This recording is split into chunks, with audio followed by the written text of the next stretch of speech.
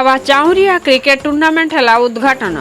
नवरंगपुर जिला डाबुगां ब्लॉक अंचल ग्राम पंचायत सदर महकुमा आज पवित्र श्री रामनवमी अवसर में ग्रामर युवगोष्ठी मान आनुकूल्य बाबा चाउरिया क्रिकेट टूर्नामेंट है उद्घाटन। यह अवसर में डाबुगां कांग्रेस ब्लॉक सभापति जी साई राजू द्वारा फीता काटी उद्घाटन करा जायथिबा बेले दलर डाबुगां जोन सभापति प्रकाश पंडा और बंशीधर माझी, धर्मानंद नायक, बाबी जेना, आशुतोष जेना, नारायण तंती प्रमुख सहयोग करथिले। आज उक्त टूर्नामेंट 16टी दल द्वारा खेल आरंभ होई 25 तारीख रे फाइनाल हेबो।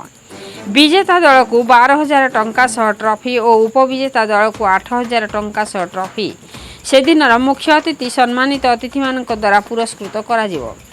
बाबा चाउरिया क्रिकेट टूर्नामेंट कमिटी मान मध्य दुर्जन, कुनु, गणेश, शंकर, पिंटू, लव, नरेश और पप्पू प्रमुख अन्य माने उपस्थित रही शांति श्रृंखला सह टूर्नामेंट को आगे नहीं। नवरंगपुर जिलूर रविनारायण महांती रिपोर्ट, मसीहा न्यूज।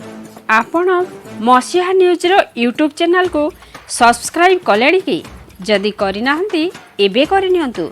एहा सह मसीहा न्यूज रो फेसबुक और ट्विटर पेज को लाइक और फॉलो करंतु। ता सहित मसीहा न्यूज एप आसीगलानी निज मोबाइल रो प्ले स्टोर रु डाउनलोड करनियंतु। जय जगन्नाथ।